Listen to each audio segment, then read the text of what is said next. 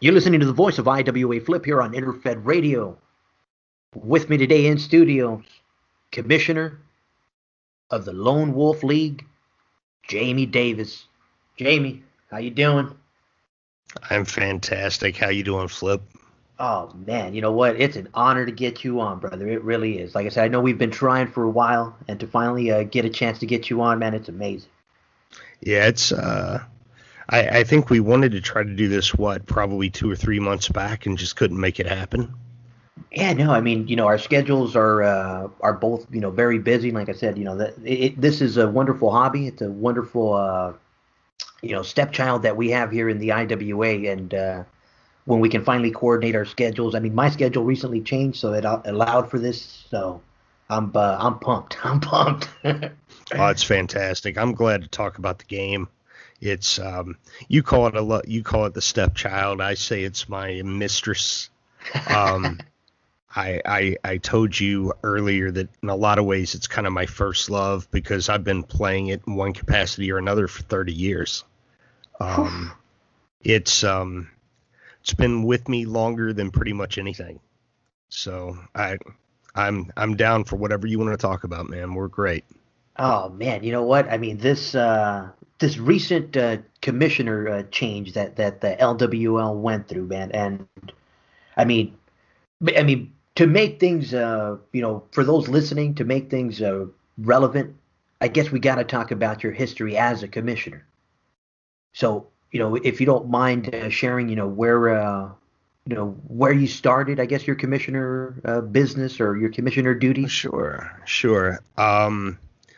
I've only really been a commissioner once other than this term full time. And it was in the MRL during the mid 2000s. The MRL at that time was well over 1,000 matches every month. It was the number one game in the league, or number one league in the game, if you will, Oof. far and away.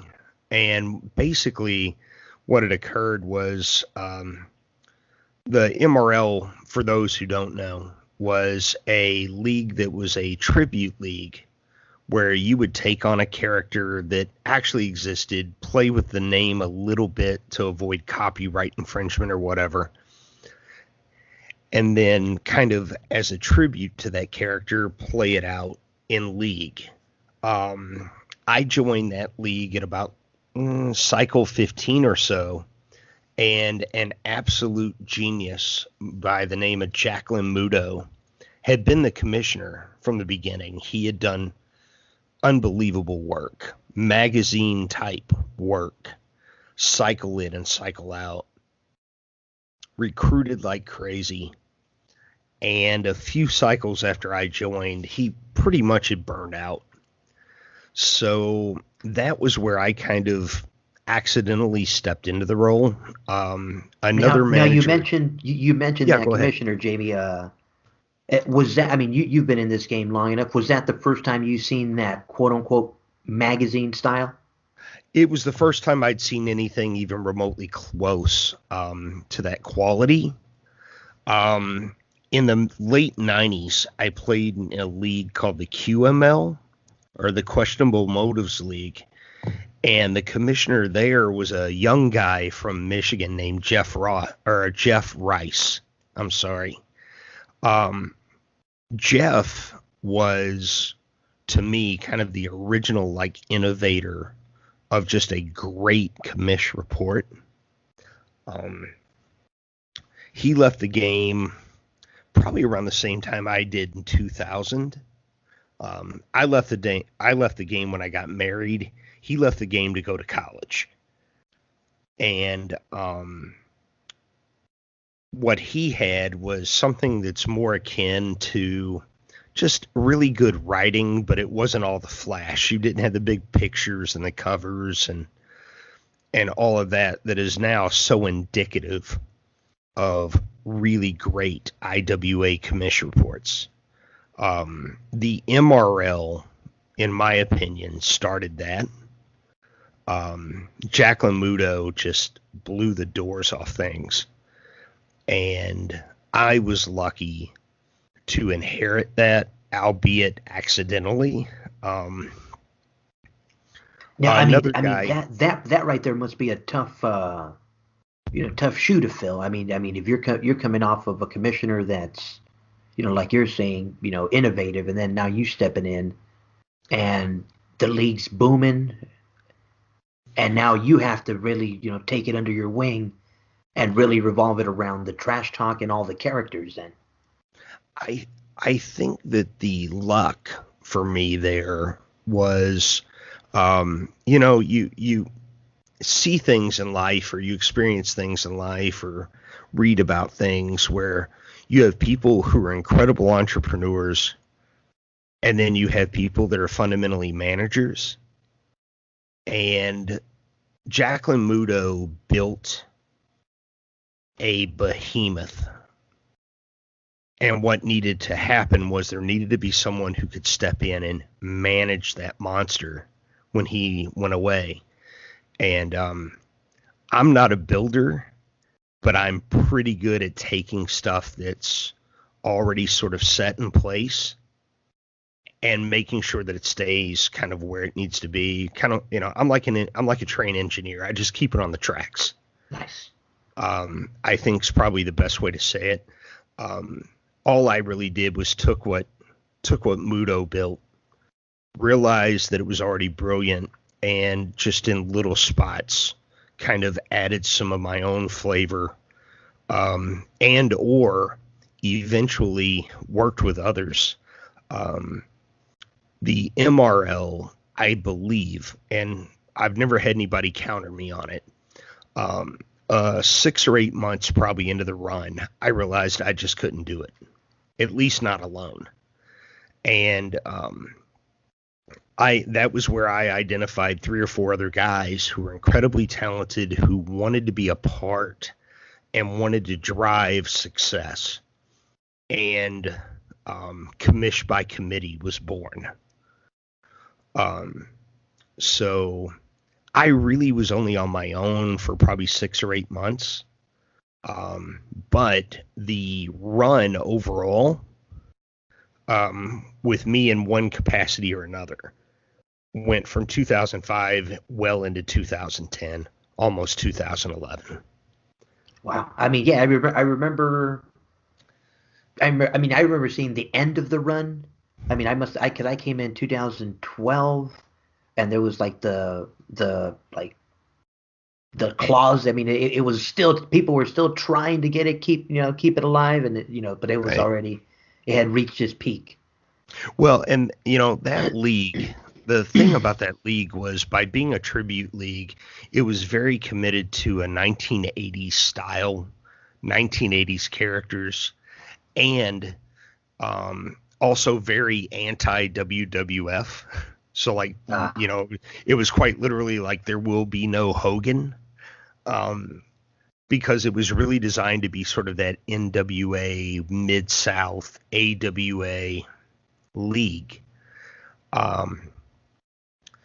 And the thing about everything else in life is, as we get older, sometimes we want to step away, and the people who come in behind us obviously aren't fans of the same things we were.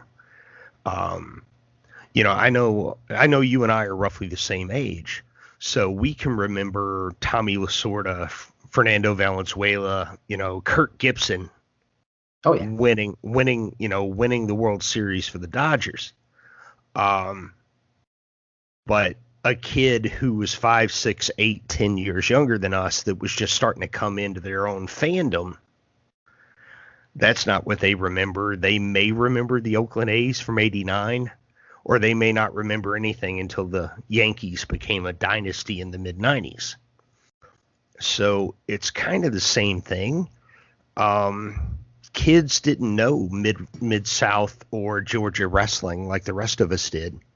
And as we started to get tired or phase out, the league just didn't have the same fervor as it did with all the guys that were 38 to 43, 44 years old. Yeah, I mean, you've played this game long enough, Jamie. I mean, it just also, it goes with whatever the fad or whatever the phase, whatever the phase is for that that term, I mean, because, fads come and go throughout this game as well. Oh, absolutely. I think the kids that I say the kids, I'm crazy. Um, but I think the guys that are playing now, um, were probably mostly growing up in like the Attitude Era. So, it's a very different perspective on even what a good guy and a bad guy is. You and I grew up on good guy, bad guy, and there was nothing more good guy than Ricky Morton and Ricky Steamboat. Oh yeah. You know, whereas these kids, and again, I apologize to anyone who doesn't like being called a kid, but I feel like I'm just old enough. Um, anyone, probably 35 years and younger, even at this point, for them, a good guy was Stone Cold Steve Austin. Yeah. Oh yeah. And Stone Cold would have been a red-headed heel when you and I were 8, 9, 10 years old. He never could have got over as a babyface. Because baby faces, that weren't named Dusty Rhodes didn't get to do the stuff that he got to do. So it's just that difference in era. It's a generational thing between fans, but it's a natural good evolution. Oh yeah, sure. I mean you need that mix of generations. I mean it's what now it's just building those bridges to be able to interact and be able to mix it up. Oh, absolutely. And the fact of the matter is, guys like me are not going to be around as fans or players forever. It's the other guys who are immediately behind us that are, for me, I've played this in one capacity or another since I was 12, 13 years old. And there are other guys in the game who have played in one capacity or another since they were 12 or 13 years old. And they are 10, 12, 15 years younger than me.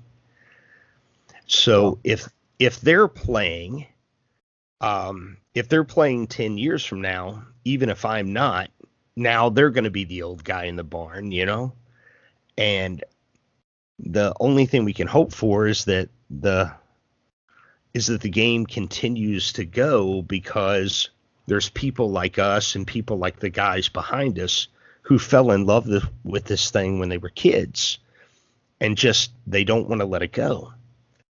Oh yeah, no, that's why I'm glad we're getting as much of this on record, just so we can leave it as a mark, be like, hey, you know what, this is what we did, here's your benchmark, here's your benchmark. Yeah, I mean, I love it. I don't even watch, to be perfectly honest, and I know it's probably a sore spot for people, I don't even really watch wrestling anymore. I haven't watched it in a really, really long time, because for me, at some point, it quit being the wrestling that I saw as a kid and turned into a lot more flashy stuff and not just stories. Right. But I've always loved writing. I've always loved telling stories. I always wanted to be able to tell stories. When you and I were kids, wrestling wasn't as much about the athleticism as it was about sort of being like a soap opera for men. I've heard it. I mean, it really was. Yeah, I just the one thing that stands out is those Saturday night promos where they would just come out and it would just be like quick and I'm Brutus the Barber Beefcake and I'm gonna cut whoever's hair off tomorrow and tonight. Just just over the top quick, and it was just kind of like they were obviously they were on roids, but they were just really pumped up.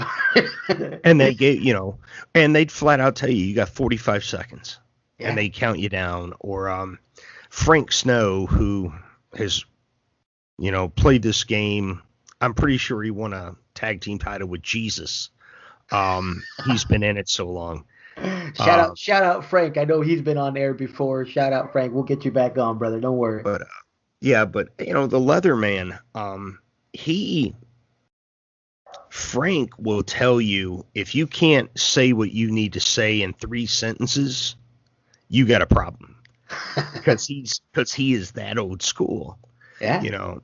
So when you look at trash talk now, and I'm guilty of it. When I write trash talk, I set the scene, I set the mode, I give the emotion, I do it all. It's very elaborate. Every Frank is that guy who says you got 35 seconds and comes out and says, I'm Tommy Landale and I'm going to whip your ass tonight. Yeah, And exactly. he means it. Yeah. And that, as far as he's concerned, is all right. We cut the promo. Let's get to the ring. Exactly. Like, I'll see you. That I'll is see you what in the wrestling. ring, kid. I'll see you in the ring, kid. Yeah. Yeah. And that is what wrestling was when we were kids. And I love it. Now, I just every time we're talking promos, I always shout this guy out, and I hope to get him on one of these days. Will Malone. Now, Will, I'm not sure if you know Will, but he's an old school player, and one time, he just shouted me out about some of the trash talk that I was doing. He's all like, "It looks good, but your trash talk is very argo or aggro. It's very aggro," and I'm like. I'm, thinking in the back of my head, what the hell is aggro? What the hell is he talking about? And so I reach out to him like, hey, anytime you want to, give me a little, critique, let me know, And so, he comes back at me. He's all like, yeah, brother, it's just, very, you seem very aggravated for no reason. Like set the scene, give me a reason. Why are you mad? Why the hell is that character upset? Did he have a hard life? Yeah, did you have a hard life? Did you know what makes him so pissed off? And I'm like, double thumbs up, like, all right, got you, brother. Okay, Yeah. cool, and just something, as simple as that, that reason, give me a reason. Did that guy spit in your face? Did he take your title? Give me something, you know. But I see Frank's style as well because, like you said, it all depends on your generation. But yeah, sometimes you have to set the scene. You have to tell me why. Well, and I'm not familiar with Will, but it almost breaks my heart because with you saying that, I wish that I knew him. Because I do think you've got to give that if it's not there for you. My style back in the old days in the MRL was basically take a photograph. I had my primary wrestler was a knockoff of Terry Taylor, the Red Rooster. Before the awful Red Rooster gimmick. I was about to say. Before that. But my primary character was that. And like every cycle, I basically found some kind of, I was doing a very babyface thing. I'd find some sort of inspirational quote or scripture or just something that seemed to fit the idea that I had. And I would stick it in at the top with a photo of him. And then I would knock everything out within a paragraph or a paragraph and a half. Period. It didn't matter what it was. I was knocking it out there. And since I've returned to the game in 2012, it varies. Sometimes it's that easy. But a lot of times it's a half page or more because I feel like I have to paint a picture that I may or may not need to. Right. No, I mean some feuds warrant it. Some feuds have that much to cover. And this may be weird. And again, it's not against anyone. I think it's kind of the generational thing. I think part of it is when I write now, I try to think about the audience, and I don't necessarily know that the players in some capacities now, I think some of them, because of watching action so much, but not necessarily seeing storytelling or ring psychology, as it were, I think you need to kind of write the action a little bit so that they can actually visualize, oh man, that guy got blood. He got color in the ring, Right. or whatever, as opposed to um, our generation, the generation before, that grew up with something where it was never quite as flashy, and you didn't have people doing, 450 450 splashes or 730s or whatever off the top rope. Yeah, no, So I think we grew up in the three move generation. It was just either the clothesline, the body slam, or the drop kick, and it was the clothesline, the body slam, the drop kick, or Randy Savage. Or Randy Savage was dropping an elbow, I know, boy. Or Ricky Steamboat was doing a flying body press, Yeah, or but somebody was getting pinned on a backslide or a sunset flip. yeah, It was much more concise in terms of the moves. But what happened, because it was much more concise with the moves, was there was a lot more. I feel like a lot more story, or like you would hear people talk about ring psychology, because if someone told you you've got 11 minutes and all you were working with was a body slam, an elbow drop, a clothesline, etc., yeah. you had to tell one hell of a story. Yep. So, and you had to involve all the. I mean, I remember it from from what I saw. I mean, I remember the manager involvement, the cheating, Oh, just all that, real, like you said, but like everything was quick, and oh it's yeah. like it's And over. That was you want it. to talk about something missing, man. Managers are missing in this business. Yeah. Oh It, my it just it God. didn't. I mean, I miss it, but I guess now it just, if you can get yourself over with a microphone, why pay somebody to be your manager, or why pay another person? That's just the business, I guess, killed the manager. Yeah, I think the business did, and I think to some degree it became a matter of, take for instance with WWE, you know, they now have the performance center. It's not like they're going outside of maybe a New Japan or something where they may go get talent.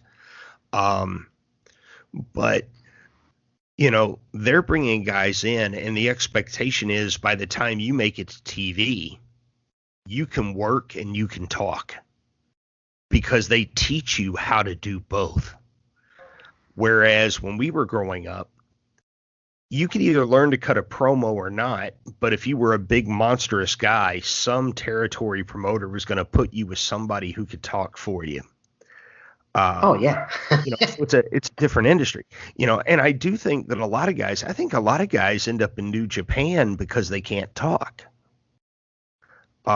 Either that or in Mexico. Yeah, and I that's mean, not to be, maybe not for the money in Mexico, but I mean, there's a lot of people that down there, they know what I'm talking. They know what I'm talking down there. well, and I mean, and it's not even to be mean. I just think about guys like, um, AJ Styles. It took him forever to get up to Hartford, and in part it was because people thought, he sounds like a Southern boy, or he sounds like a hick, and Just that's not, hard to give them that push, huh? and they didn't want to believe, despite the fact that he was an incredible worker, that he was a total package. It wasn't until they gave him the opportunity and he had gotten over so huge in Japan that it was obvious that he could walk out and really, really do something other than just perform. I I will say this, man, because the limited wrestling that I do watch, I actually got a chance to see they put the belt on, and I do. This guy would probably kill me with one punch, but they put the belt on Jinder Mahal. Jinder Mahal. Holy moly! Can you talk about a guy that doesn't know how to work a mic, or doesn't, it's like, and they put the belt on that guy. I'm like, that's the I, champ. I'm like, that's the champ. he's, I listened to an interview that he Oh did. my I goodness. listened to an interview that he did, and it actually really impressed me. And it kind of gave me an understanding of why they put it on him. Um, Vince McMahon, I've heard him say 1,000 times that one of the reasons why Cena got to be John Cena, and I can't stand watching the guy work. I really can't. I know a lot of people love him. I think as far as a person goes, I'd probably like him. I just don't like watching him work. Right. But they said, time and time again, Vince preaches the whole, all I do is give opportunity. And they've said that no one ever wanted the brass ring more than John Cena. John expected that thing, and he worked himself to death until they gave it to him. And I heard an interview with Jinder Mahal where he said that he got released by WWE and he gained about 50 pounds, was drinking himself silly, just working indies, but wasn't, he had just really given up. And after the championship push. Oh, no, that was before. He Okay. was in the company previously. Oh, okay. And he fundamentally woke up one day and said, "What the hell am I doing?" And got back in the gym and trimmed way down and got into the shape he's in now, which is ridiculous. And kind of just decided that's it. I'm not drinking anymore. I'm not even going to take an aspirin. If I'm hurting, I'm going to work my ass off. I'm going to work my way through this, and maybe, just maybe, they'll give me another chance. And when they called this time, he showed up and he was ready. And the work ethic and stuff in terms of what it looks like in the ring, yeah, I agree with you. It's not amazing. Although in truth, it probably looks a lot like the stuff that we saw growing up that we thought was great. Oh yeah. I mean, I get the feeling I could probably watch one of his matches and then watch like a really good Nikita Koloff match, and it'd be about the same. Just the bump. And and I loved Nikita when I was a kid. But I think Jinder Mahal showed them that he wanted the brass ring and that he was willing to do anything to get it, and they rewarded him for it. Now, are they going to reward it for him again? I guess when you put it like that, where like I said, that's like I always mention, that's what you get for having a limited perspective on some topics. Because like I said, I always say that I'm wrestling deprived, but yeah, hearing that story like that, man, I was like, oh man, now I feel bad talking shit.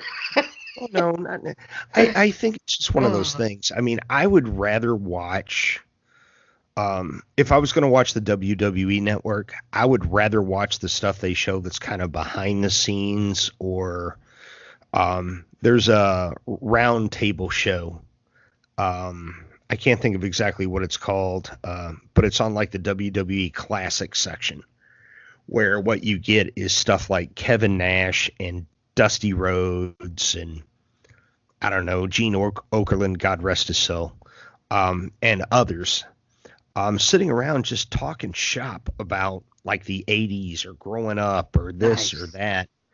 And I would rather watch that stuff or listen to like a Chris Jericho podcast or a Colt Cabana podcast where, it's at least mostly candid. Because at this point it's like, well, I know what they look like on TV. I don't watch it all that much, but I know what they look like. But in this day and age with social media and all that stuff, more than ever, I don't really want to know. I don't want to know that somebody can do a backflip in the ring. I want to know where they came from. So for me, the more intriguing part is always the actual stories, or the true stories, or this is my biography. This is this is that. This is why I got in this business. That means more to me than anything I see on a television screen for 4.5 minutes full of all the flips and elbows and backflips and twists and whatever else. Now when you say it in that terms, or in those terms, it takes me to our wonderful game and how it's changed over the years that you've been here, because it went from a play-by-mail game, and you saw it transition into into social media, and into away from one side of social media into another. I mean, because it went, from my understanding, it went from the dungeons, which is just our bulletin boards, up until, recently now into Facebook groups. Absolutely. Um, well, like I said, I started in the game in '87, so I played from '87 to '92, and during that time, no one had internet at home or anything else. So it was strictly play by mail. And if you wanted to connect with somebody, the IWA would charge you $1 for you to send a letter to them that they would put into an envelope and send along with a bulletin to someone else. The IWA pen pal system. The IWA pen pal system. That's which right. Which is still active, by the way. Shout out to the IWA. And then I started playing again in the mid 90s and played from 95 to 2000. And it really wasn't until 98, 99 that you really had even kind of the first inkling of a website / email connection with people. And I had that. The guy that I mentioned, Jeff Rice, the commissioner of the QML, he and I communicated on email a lot. And he actually had on Angel Fire, if you remember that. Oh, yeah, actually do. And it's actually still available. I'll send you the link just for giggles. Nice. The very first league that I know of to have had a website was the Questionable Motives League, QML. Nice. And it actually still has a league where data is available on angelfire.com to this day. Whoa. So that was 20 years ago. And then I got out when I got married.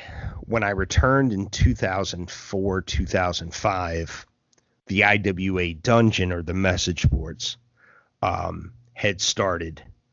And I don't know how I stumbled across it. I feel like I probably reached out an email that I still had an email for someone who responded and said, yeah, go check out this site.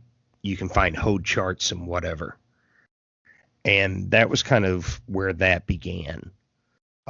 So the dungeon to me has been around since probably 2003, 2004. And I think only now, despite years and years of people saying it's crumbling or it's dying or this or that, I do think the time for the message boards is starting to finally reach its point. Only because there's very little that goes on them anymore, because everything seems to have hit Facebook, which now I know, you have the Interfed page on Facebook, and there's the IWAR page on Facebook, and there's the Lone Wolf 24/7 page on Facebook, and the BRL has its own page, the CWL has its own page, the ASL has its own page. It's moving in that direction. And I mean, it becoming much more specialized.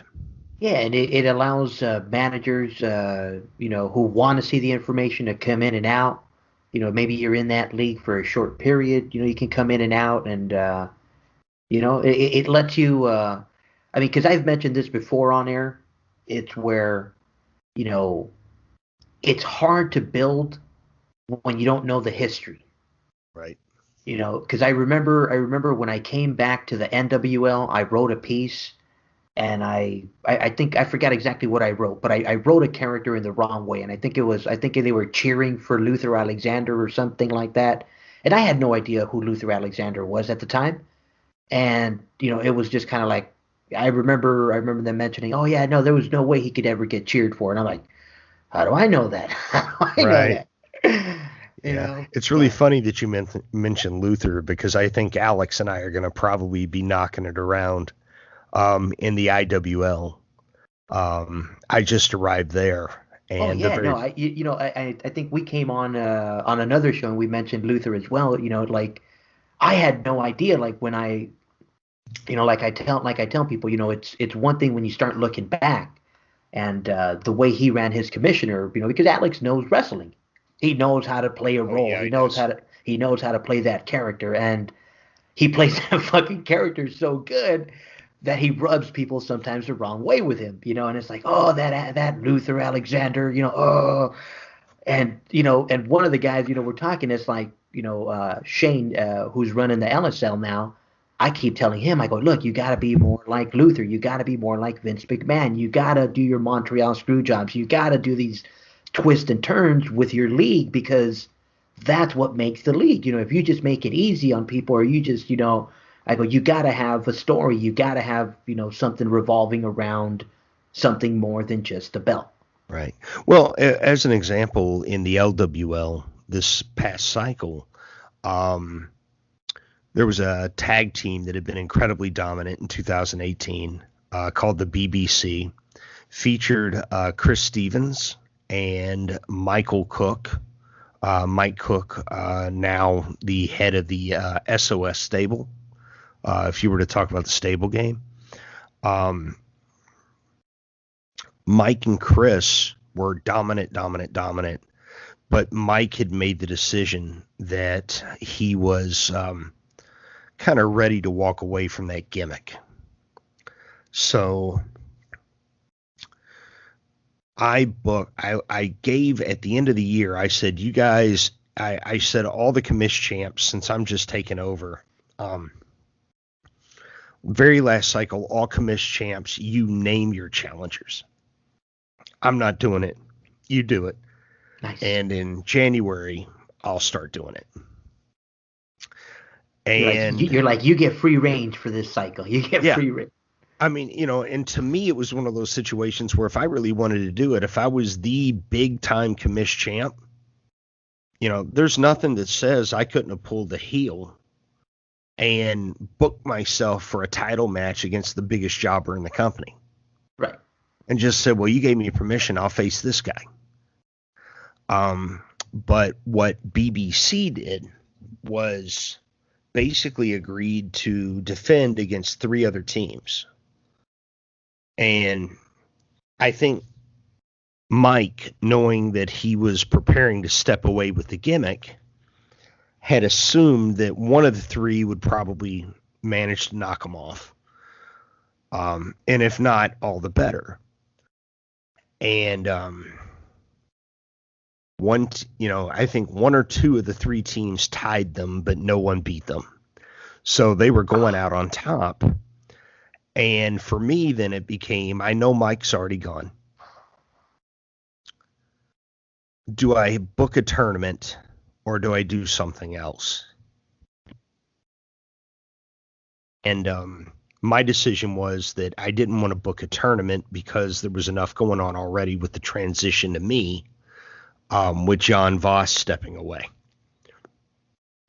So I just assumed Mike was gone, and I booked the team that was the number 1 contenders in a handicap match against the other guy. Nice. And just said, okay, the title's going to change hands. This is it.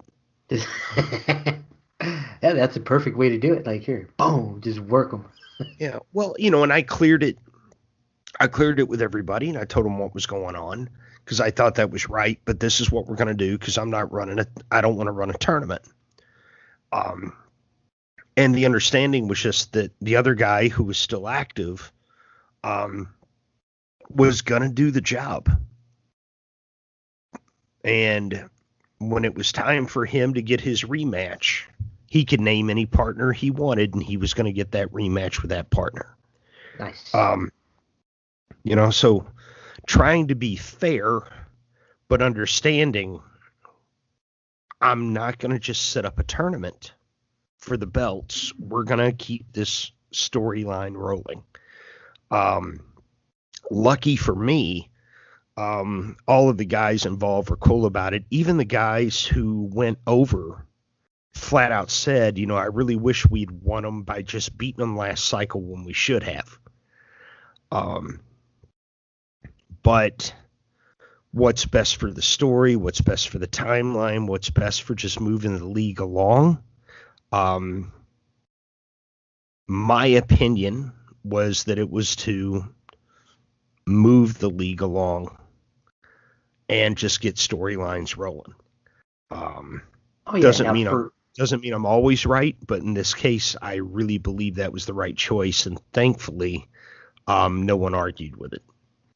Now let's just people listening, just in case they don't know, you know, the LWL is our we've mentioned it as our intimate, probably the most intimate league in the IWA because one manager, one fighter. Yep. That's all you get, one fighter per manager. So it's a challenge. I mean, the challenge is there's none greater than the LWL. I mean, let's say it like that. I mean, obviously, there's different ways to play this game. If you're looking for the most elite challenge, in the singles, market, the LWL is just simply that.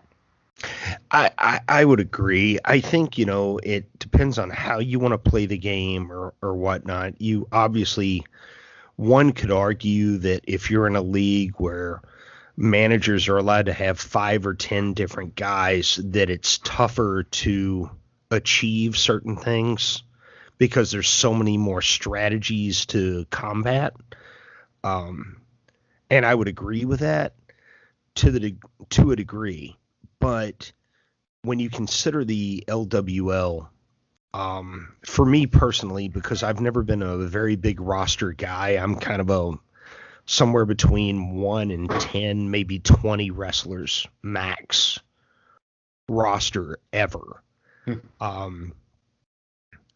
I really feel like it helps to prove whether or not a little guy can hang with the big boys, to the degree that I don't expect to win a world. I don't expect to win a world title.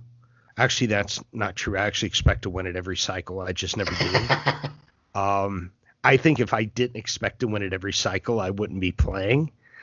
But what I can say beyond a shadow of a doubt is you're not going to see my wrestler in particular is named Mr. Magnificent, Jamie Montgomery. You're not going to find me on the big IWA report page, cycle in and cycle out. But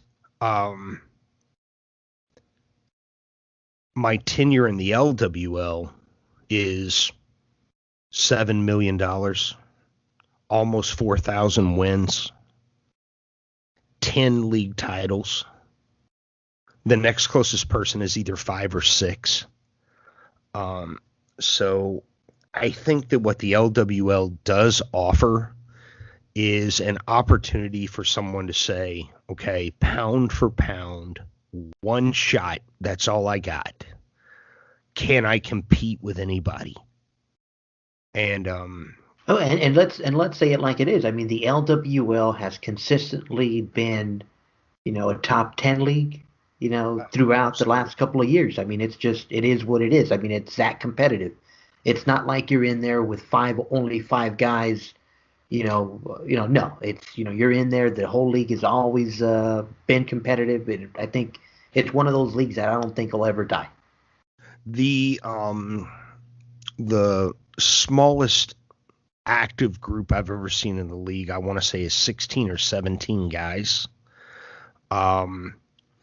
The league has a setup that says that if the battle royal, or basically if activity, so active participants, exceeds 30 managers, that the